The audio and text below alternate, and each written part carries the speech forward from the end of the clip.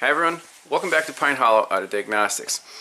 Today we have a 2006 Mini Cooper Supercharged from about 3 hours away, and the customer says that the shops over there cannot figure out this EVAP problem that he's been having. The check engine light is on, it's setting a couple codes, and apparently they're hard faults, and he needs the check engine light off to pass the emissions inspection. So let's get to this little Euro hot sauce car and see if we can figure it out.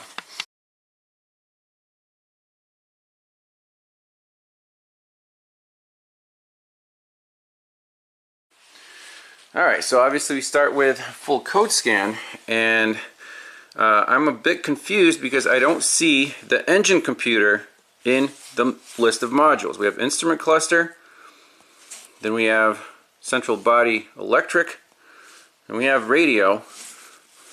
Everything else is green. I don't see ECM or DME or anything like that. So let's try to get out of here and just use OBD2 mode. See if we can get some codes out of here. So this is a 2006 car, so I guess it's not CAN bus. It's the older ISO 9141 protocol. DTC's in this ECU too. So get in here, read fault code. Here we go. EVAP emissions system leak detection pump control circuit open, so P2400, and leak diagnostic pump read switch did not open, P1477. Those are the two codes. Let me save those and we'll look them up in ALLDATA. Alright, so in the search bar, let's type in P24. We don't have P2400. We have P2401, 2402, 2404. Let's look at this. Alright, so EVAP system leak detection. This is all the information we have here. They do have the P1477, read switch closed, read switch level continuously low. And the P2400, all we have is this code description which says leak detection pump control circuit open. Okay, so these faults sound like circuit faults, not leak faults. Not like a 456, very small leak, or 455 large leak. So I'm hoping this will actually be easier to diagnose than a leak. But we'll see. So first thing we need to do is pull up a wiring diagram and see what is involved with this leak detection pump. Alright, found the OE diagram for the tank leakage diagnosis pump. So it looks like it's fed by a fuse, F0415 amp, and then just 3 wires, so power feed coming in, and then the engine computer grounds this to, looks like it's a little motor, so that's the pump, and then here must be the read switch which closes and opens. So right now the engine computer is saying, hey, this is open circuit and this is always low. Well, how can two faults happen at once here? First thing you want to do is get to the leakage pump and check for voltage on pin 1. So, it says 87 here, so that should be, I'm guessing, an ignition power source. We can look up the non-OE diagram just to make sure, but looks like a fairly straightforward system here. Alright, so the redrawn diagrams, here's our leakage diagnosis pump, right rear wheel well, so that's the location of it. And then here are the 3 wires, there's the read switch, there's the solenoid or motor control, and then the red and white comes from pin 13 right here, and that goes here, here, here. Yep, fuse 0415 amp, and that is fed off of the DME main relay. So when the key is on, that fuse should be powered up. We can make sure that that fuse is hot, F0415 amp, and then we'll go to the actual pump right here and check for voltage right here. Okay, under the hood, little fuse box, F04 is right there, 15 amp. So test light from battery negative, if it finds a positive, it'll light up. Let's check fuse number 4. Yes. And yes, so the fuse is fine. Let's go find this leak detection pump. Alright, we've got the wheel off, and the leak detection pump is right here. Pretty easy to get to.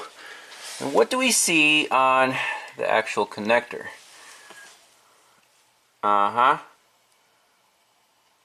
Green crusties. Can you guys see that? Oh, focus, come on. There we go. Boom. So that is likely the problem. Let me disconnect that and get that tape off, and we'll hopefully find just a broken wire. No parts required. Alright, so I got the connector down, and let's check with a test light from battery ground if the power is making it all the way through. This visual inspection looks like the power wire is okay, but the two control wires for the pump and the reed switch are messed up. So is there power right here? Yes, we do have good power. Amazing. So it's just the two control wires that are compromised right there. There's one. And then obviously the reed switch isn't going to close if the pump doesn't turn on, so it's setting that code as well. So we just need to fix one wire, and this car will pass that emissions inspection, hopefully. Let's get that done. Alright, so we have to de-pin this connector. It's a little tricky, but if you look at it long enough, you can figure it out. So the inner part of the connector actually slides out of the body. There's a little clip back here, so you slide this back. Then there's a white clip up top. Take that off, and now you can depress the little metal locking tabs for each pin, and the wire comes right out. Perfect. So now what we want to do is solder on an extension to here, and then solder it onto the factory wire right here. Classic. We just need a little piece of shrink wrap, and that will be a fix. So let's get that done. Well, since there's plenty of harness here, I'm just going to solder the original wire back together. It's just shorter now. I don't want to disturb the factory crimp. That's all nice. So the power wire will just be a little longer. We'll wrap that up in the harness. No big deal at all. So I got this cleaned up, stripped back. Shrink wrap is on. Soldering iron's heated up. Let's see if the solder will stick. Hopefully I did a good enough job cleaning the wire up.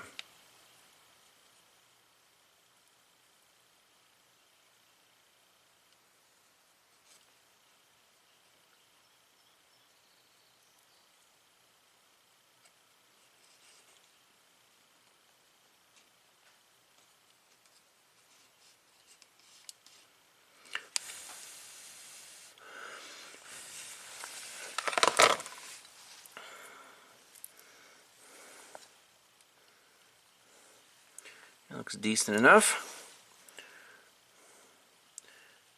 Do a little tug test. Solid. Alright, that one's done. Let's do the next one. Alrighty, we're getting there. Second wire is done. Just toast on the little piece of shrink wrap.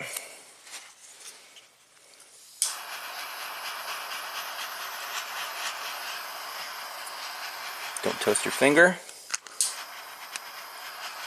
Beautiful. Let that cool off a bit, and then feed this sucker back through. That's the middle pin. Just wants to go in his home, huh? Right in, like so.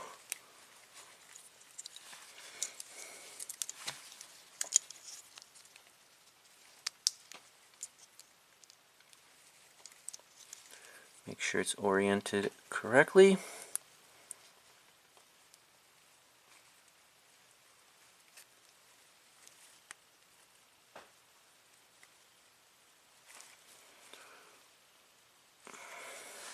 Let me slide that in. Should be good to go. Alright, so all three pins are installed. Let's install this little locking thingy.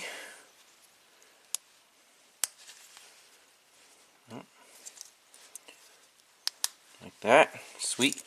And then this case.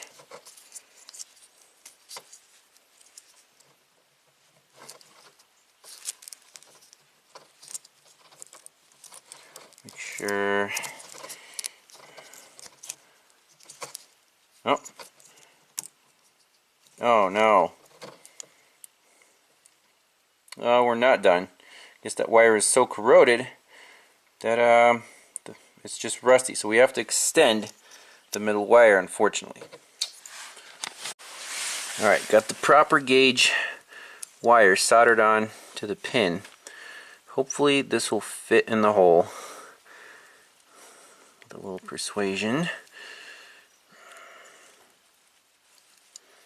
I'll make sure the weather pack also slides in there.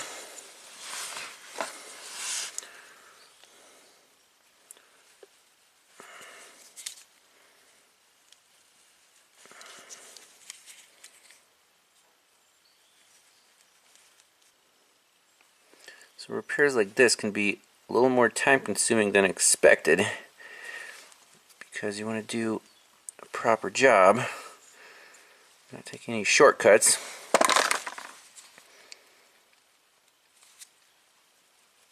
Obviously a butt connector would not work in this case, not even going there. Alright, almost in, and then we'll solder this onto the factory wire. Alright, I think we have success here. So 2 wires repaired, one of them had to be extended. We just wrap the rest of this pigtail up, reinstall it, plug it in, clear the codes, and send the customer on his way. He's very excited that we fixed this up, no parts required, and hopefully it'll be even better than factory. Reinforced, cleaned up.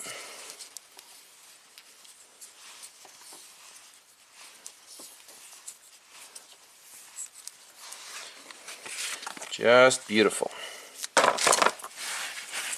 There we go. Alright, let's clear out the fault codes. Yes. DCC is cleared. Read fault code. No fault code. Alright, we're done. We'll let the customer take the car back, and I'm sure that everything will be good. So, pretty, like I said, the circuit codes are usually easier to diagnose and repair than actual leak codes, because wires are easier to fix than gas tanks and pipes and whatever else. So hopefully this Mini will pass the emissions inspection. We'll do follow-up, and that's it for now. Thanks all for watching. We'll see you on the next one. Bye-bye.